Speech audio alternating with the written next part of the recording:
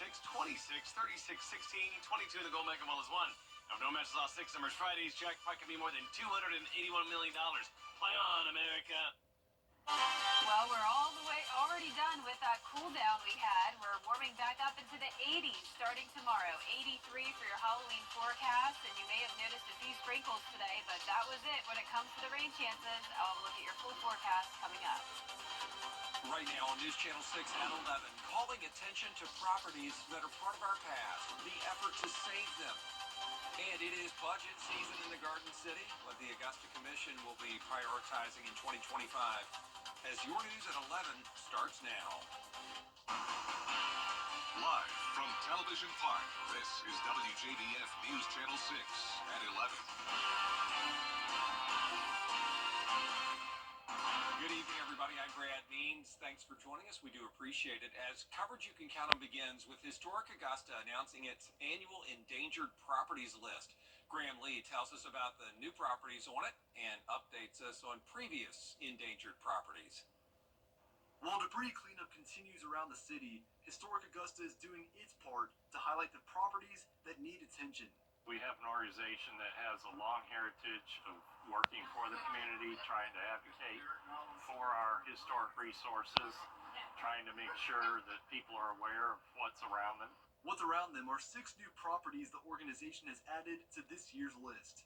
Some include neglected homes on East Avenue, this home on 2nd Street, and the old 5th Ward School. C.T. Walker is also on the list, following the school board's decision to soon close it as part of the consolidation plan. Historic Augusta calling this unsympathetic public policy. We don't really understand the rationale behind that decision. The Board of Education is very difficult to address their policy and decision making when it comes to historically significant structures, and so they have a lot of authority, and there's very little the public or that we can do to try to save this building, but we are trying to bring public attention to it. The agency is also bringing attention to some of the properties that are still on the list from last year. The 2 houses on Wrightsboro Road and the greenhouse remain, along with the Weed School property. The city bought it last December with the goal to reimagine the Sandhills community, but things have been quiet since public meetings were held earlier this year.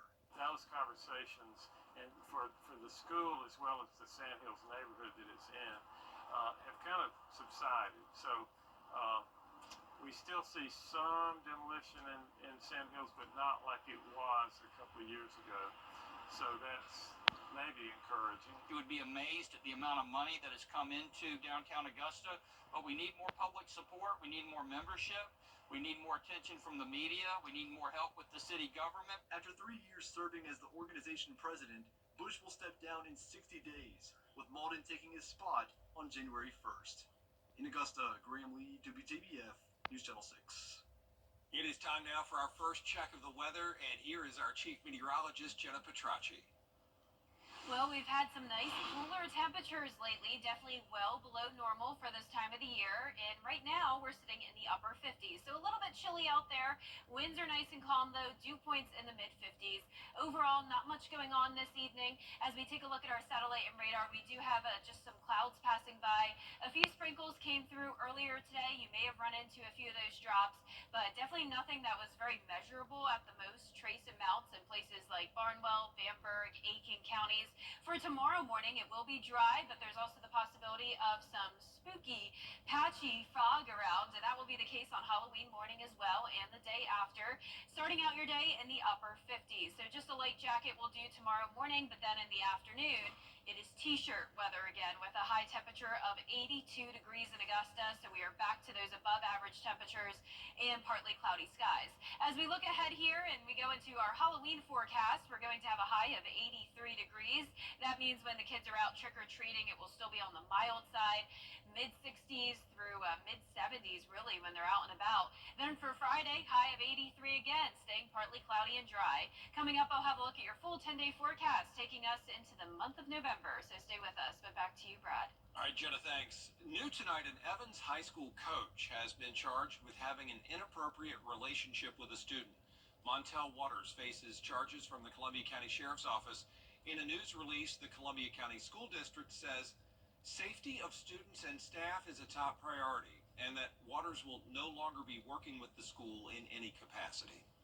Augusta Utilities customers wondering about their water bills after Hurricane Helene. A lot of people assumed their bill would be lower, right, since the water was out after the storm. Well, the director of Augusta Utilities tells us this bill is water usage from before Helene, not related to outages or damage. We're taking storm protocols. However, we just need to know about it. And so give us a call. We'll work with you on making sure that everything is okay as we transition back into normal operations around the city. And Augusta Utilities does plan to adjust those bills that cover the Hurricane Helene period. Augusta leaders about to get to work on the budget. The administrator presenting her recommendations for next year. George Escala has that. Tamika Allen has been administrator for 35 days, and most of that time she's been dealing with the city's response to Helene. So she's presenting a no-frills budget for 2025. It is a very bare bones budget, but I think it's time for us to start building our foundation again. And so as I present it to our governing body, we're going to have some tough decisions to make. Sheriff-elect Eugene Brantley requesting a $5.3 million increase for next year to increase deputy pay. For many commissioners, helping public safety is a budget priority. I feel that in order to make Richmond County Sheriff's Office better, we've got to put money in there. But the administrator's recommendations holds department spending at this year's levels, meaning no increase for the sheriff nor the district attorney's office. The money is just not there now, but I am going to work with them to see what we can do to get them the pay structure and things in place that they need. It's not the answer that I wanted, but at least, as long as we can sit down and talk about it, I think we could find something that we can agree on. Commissioners also with budget concerns for this year, approving an additional $14 million to cover the cost of debris removal and other damage caused by Helene. In Augusta, George Escala, WJBF, News Channel 6. Candidates making their final push for votes. That includes Lucas Grant in his run for Aiken County Sheriff. Grant with 14 years of law enforcement experience. He talked about the urgent need for school safety. Says he plans to increase the number of certified officers in the county and create specialized traffic and drug units. I'm going to bring a drug interdiction team because we have 39 miles of interstate, not even patrol. So how do you think that narcotics or trafficking happens? Because we're not out doing our job. But under my leadership, we're going to do our job because I'm going to set the standard. Early voting continues now until Thursday in Georgia and Friday in South Carolina. Also, Marty Sawyer is the Republican candidate in the race for Aiken County Sheriff. He's a captain at the Aiken Department of Public Safety. Started out as volunteer. And even though we did have a few sprinkles around the CSRA, Augusta Bush Field remains dry, putting us at 32 days in a row with no rain. We are on track for having the longest dry stretch ever in Augusta history. I'll have a look at your futurecast and everything you can expect over the next 10 days coming up. Are you ready to Channel 6. The Live Viper 6 Skyview Network, sponsored by Terry Lambert Hyundai. Now, your most accurate forecast with WJBF Live Viper 6. Welcome back. It is bone dry here on Live Viper 6. You can see just a little bit ago we had some spotty showers come through Barnwell County, and then as they crossed into Aiken County, that really just faded away. So we're left with completely dry conditions. Our Terry Lambert Hyundai Skyview cam is showing a nice night there in Swainsboro. High pressure is in control, so notice it is pretty much dry all across the southeast. As we look closer to home, though, there are some spotty showers still along the coast down in Florida and southern Georgia, but really not much going on this evening. Low 60s for the most part. 62 in Washington, 63 in Sandersville, Sylvania at 65, Bamberg you're at 66. Only place in the upper 50s is Augusta. Tomorrow morning we'll be down to around 58 degrees at the 6 o'clock hour. Warming up, though, pretty significantly all the way to 80 in the afternoon. Here's a look at that Halloween forecast. 83 degrees is your high, and notice the low temperature is only 57. So instead of those mornings in the 40s like what we typically typically have around Halloween, it will be pretty mild when the kids are out and about trick-or-treating. Upper 60s through mid-70s for Halloween evening. So let's take a look at our Halloween climate stats. On average, it's around 75 degrees. The warmest Halloween actually happened not too long ago in 2016 with a high of 89. We were close to that temperature just a few days ago, but our temperatures won't get quite that warm. This week we're going up to around 83 for both Thursday and Friday. We'll have a little bit of a drop off to the upper 70s on Sunday and then back to the low 80s early next week. So no more rain expected. Today we had that 10% chance, and a few of you may have run into some raindrops, but it didn't really amount to much measurable rain. So we're still continuing that dry stretch that we've been having for quite some time. Tomorrow morning at 6 a.m., patchy fog is possible. East wind coming in, a mix of sun and clouds throughout the day. And as you can see here, it's just the same thing again on Thursday, but a cold front is coming in from the west. That looks pretty powerful as it heads towards Mississippi, but then look what happens as it moves into Georgia. A lot of times with these fronts, they just fall apart when they cross around the mountains, and that's exactly what's happening here. So we won't be having any rain from that, and also no rain from the tropics, at least anytime soon. Remember, hurricane season is still going on, and we do have 2 areas that we'll have to monitor for potential development, but as of now, we are looking good here in the CSRA. Our next 2 named storms will be Patty and Raphael. We will keep you updated on that, of course. But for tonight, partly cloudy with that possibility of some patchy fog. Temperatures in the upper 50s.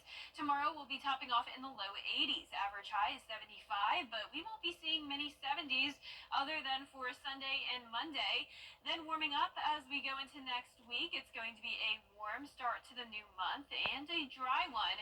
No chance of rain, Brad. I mean, wow, hard to believe. No, and just a few days away from setting the all-time record. Yeah, all-time record for the driest month and the longest dry stretch, so 2 records. Unreal. Thanks, Jenna. Still ahead. Issues that divide us. Mary Morrison with a look at the impact of inflation as coverage you can count on continues. But first, the winning numbers for tonight's South Carolina Lottery. Pick 3, 6, 1, 9. Pick 4 tonight, 8, 5, 5, 7. And the fireball was 2. Storms can wreak havoc. Coming up, basketball season almost upon us. The Augusta University men's team gearing up to play Clemson in an exhibition. We'll hear from the coach in sports. News game of the week every Friday night. Or catch up on these reminded picks. Streaming now. WJBF.com/GNL. Get clear, accurate stories that don't waste your time at WJBF.com. Weather headlines on News Channel 6. Brought to you by Hickson Roofing. The Coffee Club on News Channel 6. Sponsored by Honda Cars of Aiken. Now, WJBF sports coverage you can count on. November is almost here, which also means basketball season. The Augusta Jaguars men's team will square off against the Clemson Tigers for an exhibition game. They'll face a challenging schedule early on with 2 Division I opponents. Augusta U, they start out with the Tigers, a team who made an Elite 8 run last year. However, the Jaguars return not only experience, but overall size and length. And head coach Dip Mitris acknowledges the opportunity ahead and how it'll shape their season moving forward. Really well coached, physicality. Our thought process, I think, and I don't know, I think it's the best one we played in an exhibition game, okay? But some other teams we were able to play, their program wasn't at the same point. So, huge challenge, and look forward to a great challenge and playing against a great program. Tip-off set for Wednesday, 7 p.m. in Clemson, South Carolina. And speaking of Clemson, the 6-1 Tigers back in Death Valley, gearing up for an ACC matchup against the Louisville Cardinals. The Tigers off to a 5-0 start in conference play for the 8th time under head coach Dabo Swinney. Clemson outscoring their opponents by an average of 23.6 points per game. And Cade Klubnik, the Tiger offense, is rolling, averaging 42 points per game, the 4th best in the FBS this season. And Klubnik, he could become the first Clemson quarterback since 2019 to throw multiple touchdown passes in 6 consecutive games. And speaking of streaks, the Tigers 8-0 all-time against the Louisville Cardinals, and they'll look to make it 9-0. You got to continue to do the things that have gotten us to this point, and that's, number one, taking care of the ball, winning the big play margin, and we've been a very good third down team. We've been good on third down offense. offense, good third down defense, and that's been a huge factor for us. None more of those than the turnover margin and what we've been able to do. Yeah, but those are two mistakes. Kickoff set for 7:30 p.m. at Memorial Stadium on ESPN. And in Columbia, it's homecoming week for the South Carolina Gamecocks. The Gamecocks improved to 2-3 in conference play after a dominating win against Oklahoma. And meanwhile, the Texas A&M Aggies, the only undefeated team left in SEC play, coming off a 17-7 win against the LSU Tigers. Doing the things that you have to do to win football games. Credit to the coaching staff and the players for the way they're performing. We have a big challenge, but optimistic about the opportunity that we have. We should be at our best on Saturday as well, in the sense that we're 7 games in. We're coming off a bye week. We're healthier than we've been. That kickoff set for 7:30 p.m. right here on News Channel 6. And finally, it's time to vote for the Football Friday Night Player of the Week. This week's nominees come from Thomas Jefferson Academy, Lincoln County, Edmund Burke Academy, Aquinas, and Saluda. Be sure to vote once per day, and we will announce the winner on Football Friday night. All right, Gianna, thanks a lot. Thank you. Yeah, we'll be right back. In the wake of the hurricane, our community is coming together, and so is Weinberger's Furniture. At Weinberger's, we believe in helping our neighbors without taking advantage in tough times. Until further notice, we are offering the best possible pricing on all of our furniture, because we believe in supporting each other by shopping locally. Our selection is designed to help you rebuild your home with comfort and style. Join us at Weinberger's Furniture, where we're not just a store. We're your neighbors. Together, we can rebuild our community one home at a time. We are warming back up to 82 degrees for our Wednesday, partly cloudy and dry, all the way up to 83 for Halloween and the day after, down to 77 on Sunday. We fall back an hour. The clocks change, so we're getting to that time of the year. Next week is the first week in November, and it will be warm and dry. There's a new trend out there. It's called the Christmas Ante List. It's when you tell people what you don't want as a present. It kind of backfired for a person on Reddit who shared her ante list with her whole family. The next day, her mom called and was upset because everything on the ante list was stuff that she'd given her daughter in the past over the years. Mom didn't like it at all, but the woman's other relatives were down with it. They made ante lists or anti-lists of their own. I don't know. I think you're just quietly supposed to accept it and then exchange it, right? Yeah, I'm trying to think what I would even put on there. Here's what not to give me. Yeah, that's odd. I don't know. I don't know. Yeah. That seems like not in the spirit. Not in the spirit at all. That's what I was going to say. That just doesn't seem, Yeah, positive. it seems like a lot of work to think of what you wouldn't want. Exactly. It's just a negative outlook. Agreed. Agreed. Well, that is our report for now. Thank you for watching. We appreciate it. Have a good night.